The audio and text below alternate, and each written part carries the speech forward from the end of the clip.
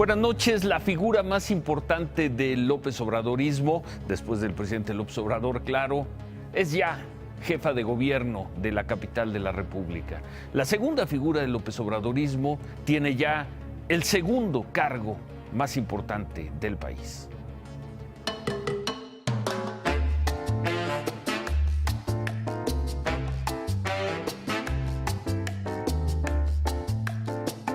En los últimos años vivimos el abandono del servicio público y la democracia.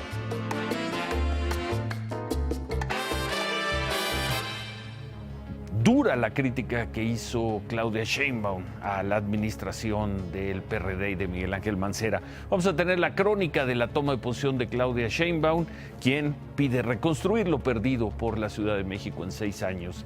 Y Claudia Sheinbaum, quien desde hoy comienza a construir su personaje rumbo a los próximos años. Además de esa crónica, le contaremos mejor que nadie la historia de este miércoles. La violencia no atiende el calendario político. Asesinan al jefe de la policía del Salto, Jalisco. La policía municipal había recibido esta amenaza. Y si quieres hacer algo ahorita vamos y nos fallamos a tu familia, hijo de tu puta madre. 1 a 1. Siguen saliendo de la cárcel funcionarios del gobierno de Javier Duarte. El exsecretario de Seguridad Pública asegura haber sido torturado.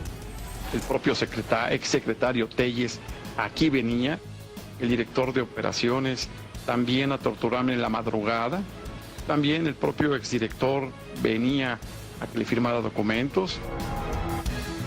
El presidente López Obrador le dé el espaldarazo a Paco Ignacio Taibo. Será director del Fondo de Cultura Económica. Pese al pronóstico de Javier Alarcón, se perfila una nueva Cruz Azuleada.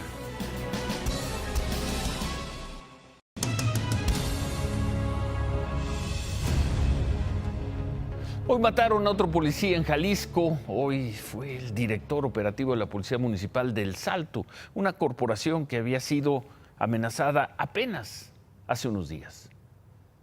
Y si quieres hacer algo ahorita vamos y nos fallamos a tu familia, hijo de tu puta madre.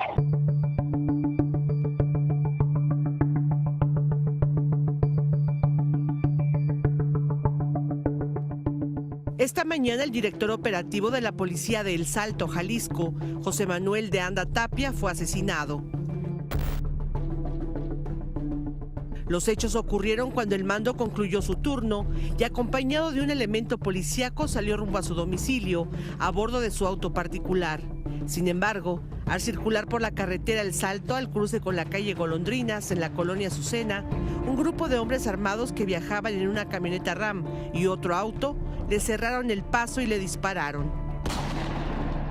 José Manuel de Anda murió al instante y su acompañante sobrevivió, pero su estado de salud se reportó como grave. Los homicidas huyeron del lugar y en la escena del crimen se localizaron más de 50 casquillos de armas de grueso calibre. Para la Corporación Policíaca del Salto, Jalisco, el homicidio de José Manuel de Anda Tapia, de 35 años de edad, es una amenaza cumplida por el grupo criminal que la semana pasada los intimidó vía telefónica. Ya saben, perros. Queremos que regresen todos, hijos de su puta madre, de lo que sacaron de la casa. Por eso, pero ¿de qué cosas? Así que ya sabes, hijo de tu puta madre. No, pues a mí ni siquiera me tocó ese servicio. Tienes 4 horas y ya sé que no estás trabajando, hijo de tu puta madre. Y si quieres hacer algo ahorita vamos y nos fallamos a tu familia, hijo de tu puta madre. Presuntamente lo que reclamaba este grupo criminal fue el decomiso de armas, vehículos y dinero que la policía del Salto realizó el 28 de noviembre durante un operativo en una casa de seguridad de la colonia La Loma, en el que además detuvieron a 6 hombres, quienes fueron puestos a disposición de la PGR.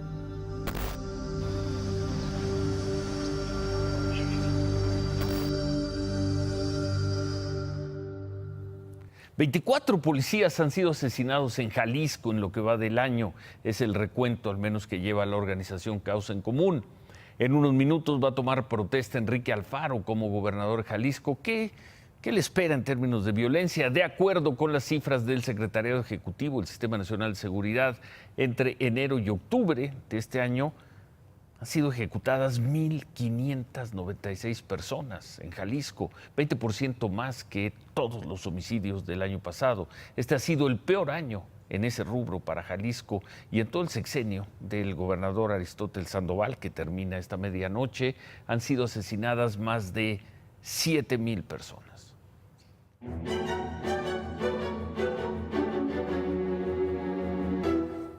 Y antes de ir con la información sobre Claudia Sheinbaum, sobre lo que hizo y dijo hoy el presidente López Obrador, vamos a ver estas imágenes porque también son parte de la historia de este día. Un hombre estuvo a punto de ser linchado luego de atropellar a varias personas en San Martín, Texmelucan, en Puebla. Fue perseguido por personas que grabaron el momento y aunque los hechos se dieron anoche, ya cerca de la medianoche, pues las consecuencias se vivieron hoy. ¡No manches! ¡No manches! ¡Acaba de matar a otro!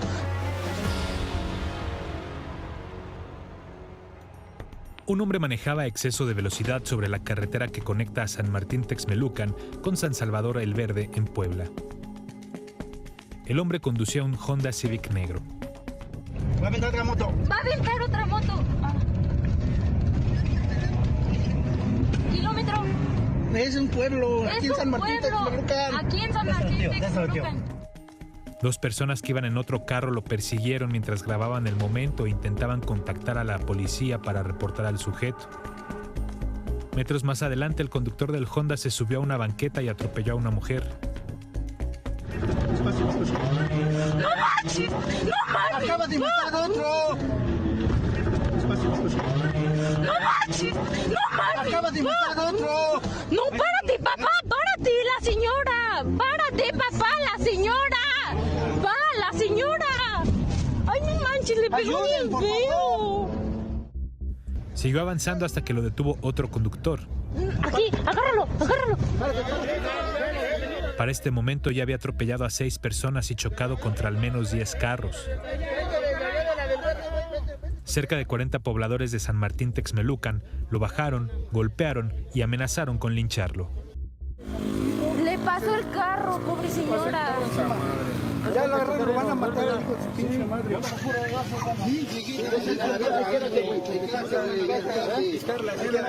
Trabajador, te lo juro.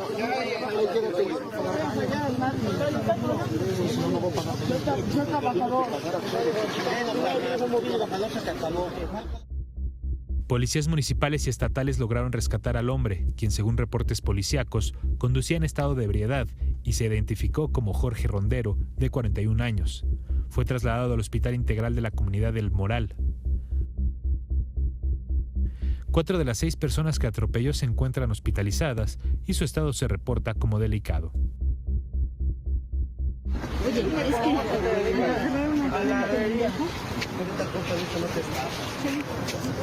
mala onda, te lo juro. Yo no estoy mal, te lo juro, me robaron mi carro. Bueno, el 9 de octubre recordaron un video de un señor Juan Carlos Hernández, el hombre que dijo que había matado a 20 mujeres en Ecatepec, en el Estado de México. El video llegó a las redes sociales y muestra parte de sus declaraciones ante el Ministerio Público. Vamos a recordar. Los oficiales encontraron corazones mordiendo mis sentamientos. Y prefiero que mis perritos coman carne de esas mujeres a que ellas sigan respirando mi oxígeno. 1000 veces que coman los perritos y las ratas a que ellas sigan caminando por ahí. ¿Alguna otra visión que tengas en la vida? ¿Visión?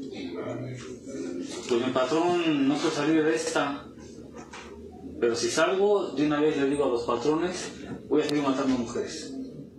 Hoy el fiscal del Estado de México, Alejandro Gómez, informó que 3 funcionarios más fueron destituidos por la filtración de este video. Se trata de 2 policías y de un agente del Ministerio Público. Están siendo investigados por probable abuso de autoridad.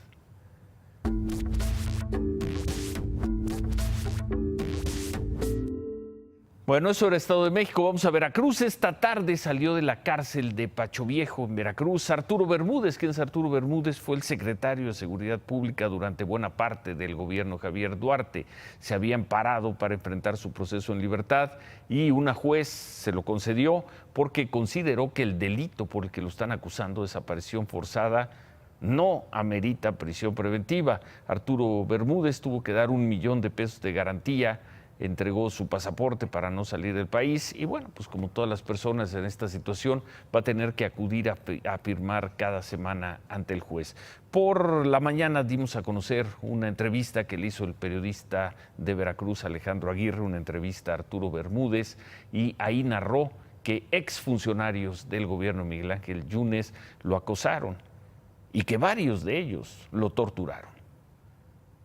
El propio exsecretario Telles aquí venía, el director de operaciones también a torturarme en la madrugada, también el propio exdirector venía a que le firmara documentos, vino aquí el fiscal de desaparecidos para que le firmara documentos falsos, y ellos saben lo que hicieron, ellos saben que no estoy fabricando ni he dicho ninguna mentira, ellos sí lo han hecho.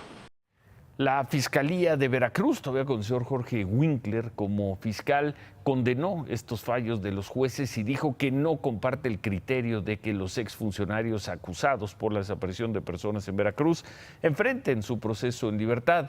En un comunicado, la Fiscalía dijo que sí hay pruebas y datos sólidos para demostrar que la Secretaría de Seguridad Pública, a cargo del señor Arturo Bermúdez, estaba involucrada en esas desapariciones, pero esa versión no convenció al gobernador de Veracruz, a Cuitláhuac García, quien culpó al fiscal Winkler por estos fallos que permiten que estén quedando libres ex colaboradores de Javier Duarte. Tenemos información precisa de que fue el fiscal general del Estado, Jorge Winkler Ortiz, quien negoció con Bermúdez Zurita acusarlo solo por el delito de desaparición forzada, el cual lamentablemente no es considerado grave en el estado de Veracruz. Y en una acción perversa le ofreció meterlo a la cárcel para que él posteriormente pudiera salir. En la última semana, otros 2 ex colaboradores de Duarte han obtenido el beneficio para poder seguir su proceso en libertad. Son Francisco Valencia, quien fue director de la Comisión del Agua, fue liberado ayer, y Mauricio Audirac, quien fue secretario de Finanzas, salió antier. En septiembre había salido el ex secretario de Salud, Antonio Nemidib. Hay 2 casos pendientes, el del ex fiscal Luis Ángel Bravo, quien tiene un amparo y está a la espera de que pueda seguir también su proceso en libertad, y el de Gina Domínguez, quien fue la vocera de Javier Duarte. Ella está internada en un hospital privado y espera también obtener el beneficio.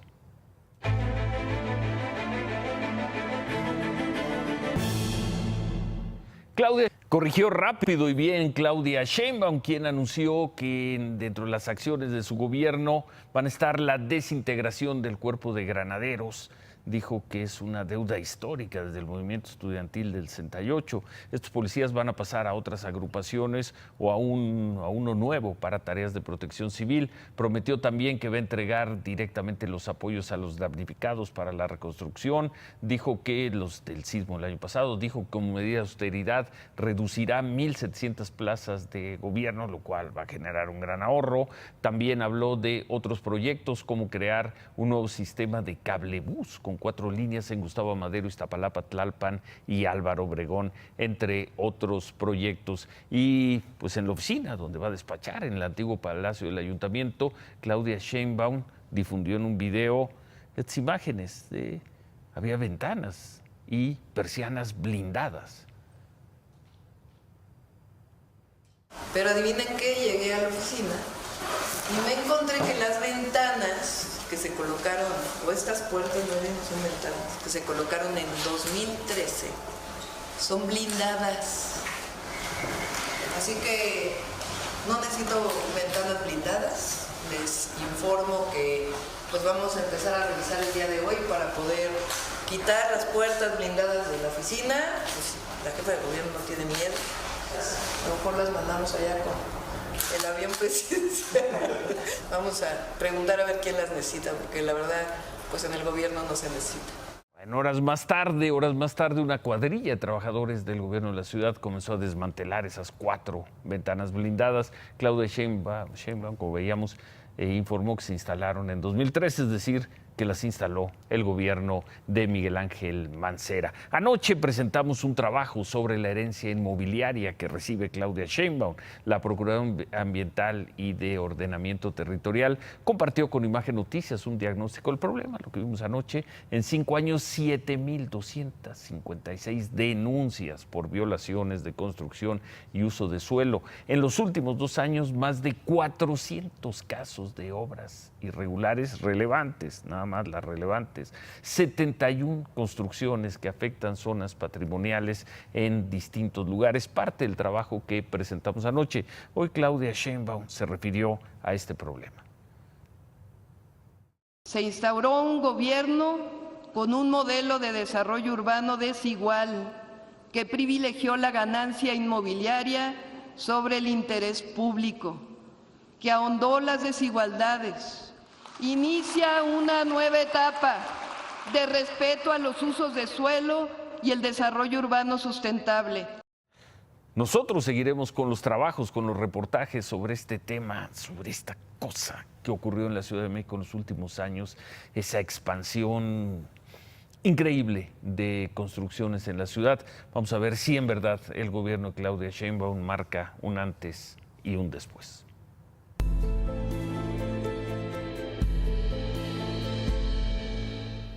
Bueno, desde que llegaron a México en caravanas, en grandes grupos, el 19 de octubre, los migrantes han tenido que pasar por muchas dificultades.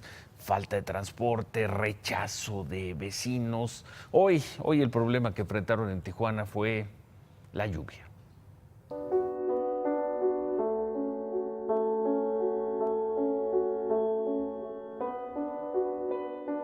Viene fuerte hoy en la noche y mañana todo el día. La emergencia se llama lluvia. El agua reventó la semana pasada el albergue instalado en el Deportivo Benito Juárez. A pesar de eso y del pronóstico de mal tiempo conocido con anticipación, las carpas llegaron tarde al refugio del Barretal. A ver, primero Dios que arreglen esas carpas rápido, y no, siempre los vamos a mojar. 2 grandes techos de 12 metros de ancho por 30 de largo se prepararon para la lluvia, pero solo uno pudo instalarse a tiempo. Con una carpa sí la hubiéramos librado bien, pero como no tenemos, una carpita así.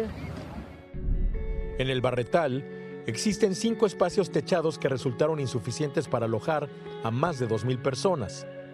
De ahí que la plancha central también fuera ocupada con tiendas de campaña. En el exterior del antiguo albergue instalado en el Deportivo Benito Juárez, la lluvia confirmó la advertencia de la autoridad. Aquí no habrá más ayuda. Caballero, ¿cómo le va a hacer para que no se mojen sus cosas? No tengo cámara, tengo 5 horas estar aquí jodiendo. ¿Y el dueño de esto? No está, quizás anda trabajando. Entonces cuando regrese... Está mojado todo. Pero el que tiene cobijas secas, ese le da a la persona y ya pasa la noche. Entre 220 y 250 personas intentan vivir aquí. Dicen que de moverse al nuevo albergue, estarán lejos de los módulos donde iniciaron los trámites para regularizar su estancia en México. Y frente a la lluvia, sacan hules, toldos, improvisan plásticos apuntalados con una escoba, lo que sea para protegerse del agua. Pero el daño estaba hecho. Una lluvia volvió a ponerlos contra la pared. Está muy duro, ya mira cómo está el tiempo, cómo se puso el agua. Por la mañana, el director de Protección Civil del Gobierno Federal, David León, nos actualizó las cifras. Son 6,000 migrantes los que llegaron a Tijuana en estos casi mes y medio.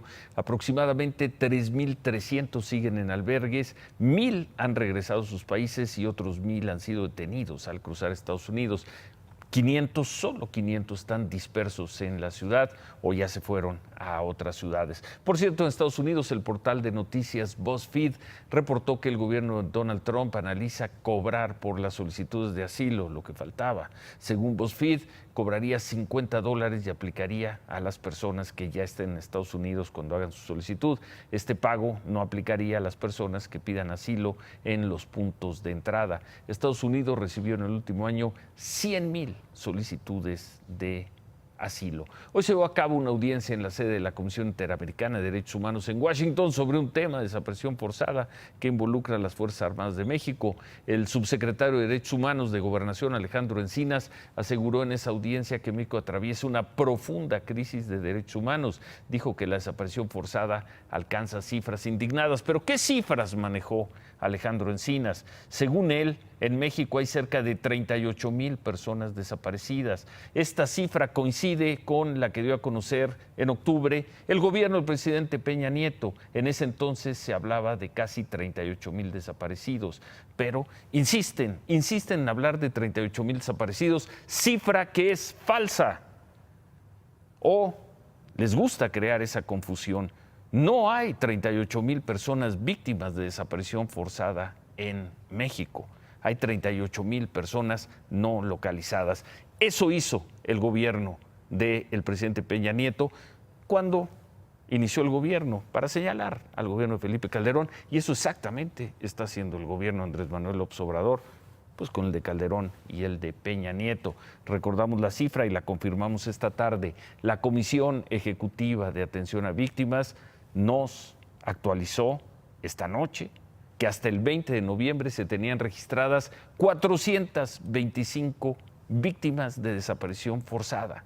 425 personas. Pero al gobierno del presidente Peña Nieto, y vemos que también al gobierno del presidente López Obrador, les gusta hablar de que hay 38,000 desaparecidos en México, jugando, porque eso es lo que hacen, jugando con la percepción de que hay 38,000 personas víctimas de desaparición forzada. Lo mismo que hizo el secretario Osorio Chong, lo empieza a hacer Alejandro Encinas. La semana pasada el escritor Paco Ignacio Taibo fue duramente criticado por las declaraciones que hizo en la Feria del Libro de Guadalajara, cuando dijo que se habían salido con la suya. Va a haber un edicto del presidente nombrándome encargado de despacho mientras sale la ley.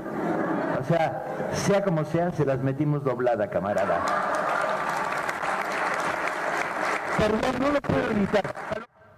8 días después, porque había guardado el silencio, 8 días después el presidente López Obrador habló sobre estas declaraciones y dijo que Taibo es un gran promotor de la lectura. A mí me gustaría mucho que él se hiciera cargo del Fondo de Cultura Económica. Hubo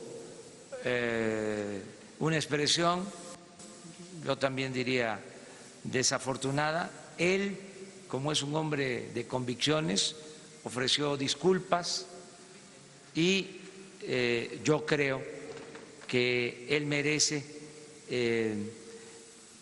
ser el coordinador del Fondo de Cultura Económica. Me sentiría yo muy apoyado, respaldado en esta labor. Así que coordinador, encargado de despacho o director, Paco Ignacio Taibo va a estar al frente del Fondo de Cultura Económica. Mañana se va a reanudar en el Congreso la discusión de la Ley Federal para Estatales, conocida como Ley Taibo. Tanto en el Senado como en Cámara de Diputados se va a mover este tema, desde luego con la mayoría de Morena en favor de Paco Ignacio Taibo. ¿Qué más tenemos, Paula?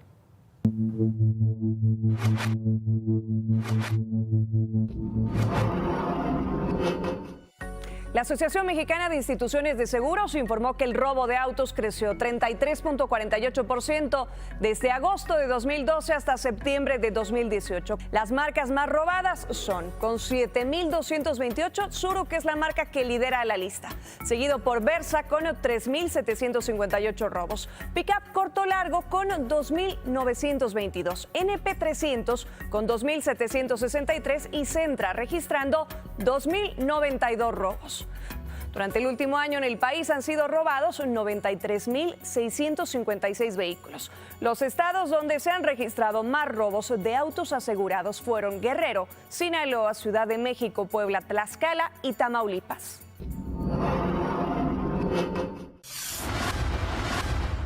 La Suprema Corte de Justicia de la Nación determinó que las trabajadoras del hogar deberán ser inscritas ante el Instituto Mexicano del Seguro Social por sus empleadores, una vez que el Congreso de la Unión legisle sobre este tema. Sobre esta determinación, el director general del IMSS, Germán Martínez, informó que comenzará a diseñar un programa piloto. Esta sentencia se dio después de que la Suprema Corte amparó a una mujer de 80 años que pasó por más de 50 años trabajando en una casa, firmó su carta de renuncia, demandó prestaciones como indemnización, salarios caídos, aguinaldo, vacaciones y la inscripción retroactiva ante el IMSS.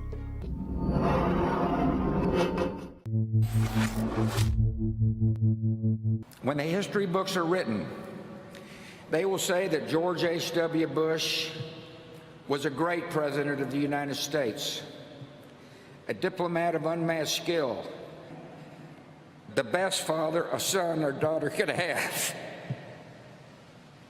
And in our grief, let us smile knowing that Dad is hugging Robin and holding Mom's hand again.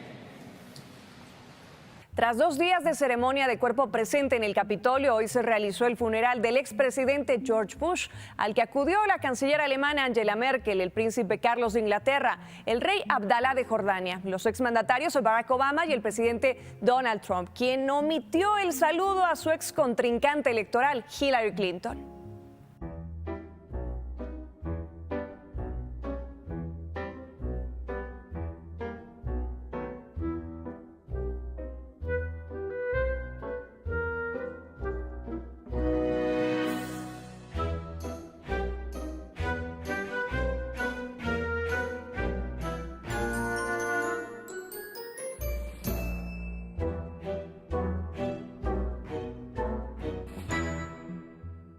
Los restos del exmandatario fueron llevados a Houston, Texas, donde será velado en la iglesia episcopal San Martín para después ser sepultado junto a su esposa Bárbara.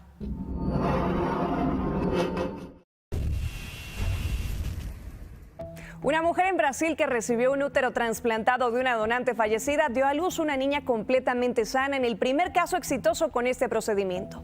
Anteriormente se realizaron 10 casos de trasplantes de útero de donantes fallecidas en Estados Unidos, la República Checa y Turquía, pero no lograron producir el nacimiento de un bebé vivo. Permiso, Ciro. Gracias, Paola. El presidente López Obrador dijo que desde que se aprobó la reforma energética se ha invertido muy poco. Por eso anunció que va a dar una tregua de 3 años a las empresas que obtuvieron contratos en rondas petroleras, 3 años para que comiencen a invertir y producir petróleo. El presidente informó también que en 10 días iniciará la perforación de pozos petroleros en Campeche y que se van a reactivar pozos que producen poco. Como es tradición, el padre del análisis superior, o sea, yo, lo volví a hacer. Hace par de meses, cuando todo el mundo estaba traumado por la minusvalía de las Afores, que decían que venía la crisis, que el error de octubre, me preguntaste, Ciro, que en cuánto tiempo se iban a recuperar las Afores. ¿Seguro? Te dije que entre 3 y 6 meses. Sí, ya no me... Pero, el mes pasado... Pero te la doy, te la concedo.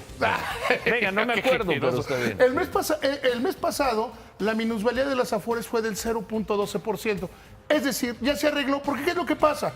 Como las Afores pueden invertir en papeles diferentes, cuando hay un cambio súbito en las tasas de interés o una depreciación fuerte de la moneda, se tienen que ajustar las Afores. Y lo que hacen es, van cambiando de papeles, van cambiando de inversiones. Y en un golpe, en el más fuerte que ha habido, el de la historia de las Afores, se llevaron 6 meses. Ahorita ya el segundo prácticamente detuvieron las minusvalías y casi te puedo asegurar que el mes que entra van a regresar las Afores a la ganancia. ¿Qué han dado? 5% en términos reales durante los últimos 10 años. Así que preocuparse por un mes es equivocarse, y dejo claro, una vez más el padre del análisis superior. Y yo como no me acuerdo de esa, ahí la dejo. O sea, ya finges que no te acuerdas. Ahí la dejo. Felicidades por tus 30 años en el periodismo. Gracias. Ya por ahí me decían que ya se retira Páramo. Yo pensé que tenías 30 años de edad. No, que aprendan a leer. 30 años de que edad. aprendan a leer. Bueno, Estoy muy contento. Aquí sigues. ¿Vas a venir mañana? Voy a venir mañana, ¿Vas a venir el voy a viernes, venir. el lunes? Luego tomarás vacaciones. De fin de año. Bueno, dependiendo de los legisladores. Felicidades. No, 30 muchísimas años. gracias. Y es un placer trabajar contigo. Ya es la segunda vez que ¿Y es un honor?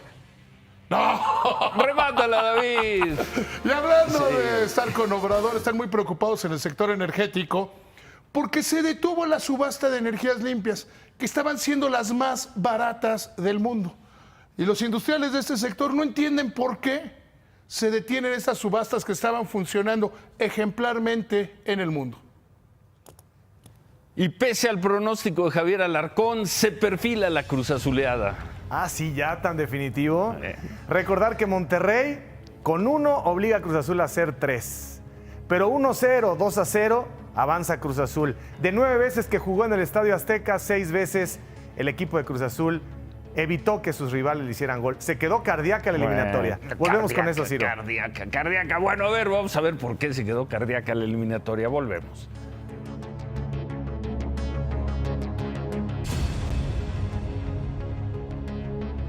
Hoy tomó posición quien, si trabaja bien, si las cosas le salen bien, si tiene suerte, podría perfilarse para ser la primera presidenta de México.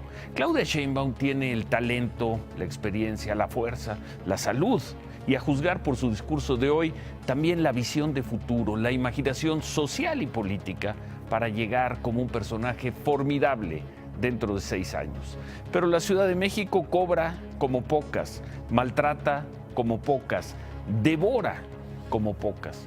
Claudia Sheinbaum no va a tener éxito solo con fantasías y campañas de propaganda en los medios o en las redes.